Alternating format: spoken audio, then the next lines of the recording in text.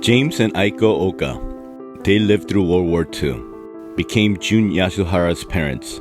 They've now been called mom and dad longer than they've been called by their names. They've forgotten how to eat alone, and even walking has become difficult. They are Alzheimer's patients.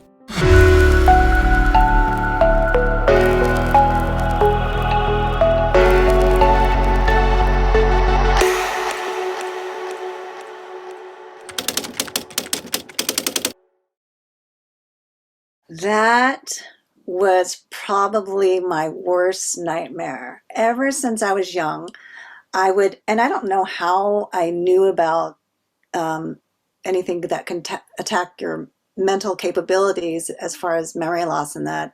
But it was always my worst nightmare for them to have some type of brain injury or capabilities that they couldn't make decisions on their own. And it happened. It was heartbreaking, devastating for me. I didn't realize how much work it is to take care of mom until my sister and we didn't know how needy she was.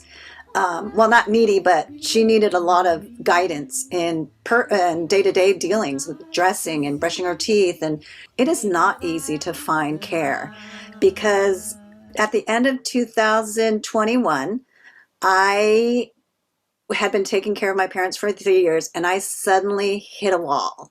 I got an episode of depression, anxiety, and I was totally debilitated. I called my sister and I said, I can't do this anymore. I can't take care of them.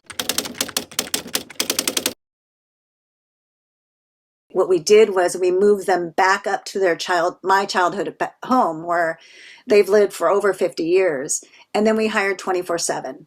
And we thought we'd try that, but that has worked out amazingly. And I just say, you got to be more open because the more people know, the more people who could actually come to you with advice, or suggestions. I ended up having to go the 24/7 route, and it actually ended up very good for all of us. I can be a daughter now.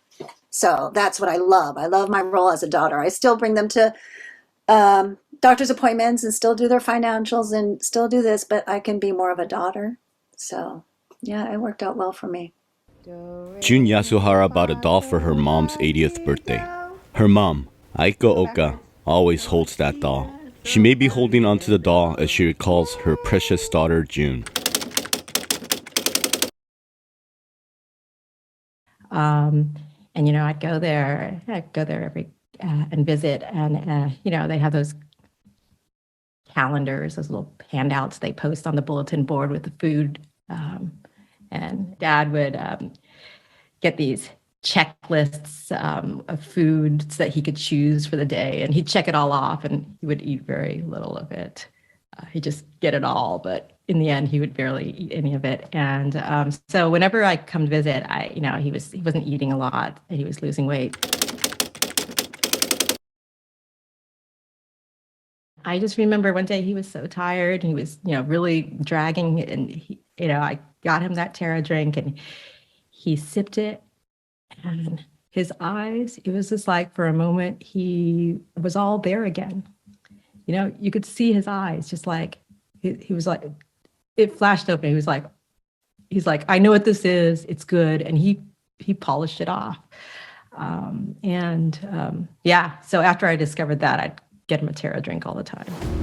It is estimated that by 2030, the Asian American elderly population will have increased by 352%. Asian Americans are the fastest growing population in the US today, but research and services are inadequate. In reality, Asian Americans make up less than 1% of those in Alzheimer's care facilities.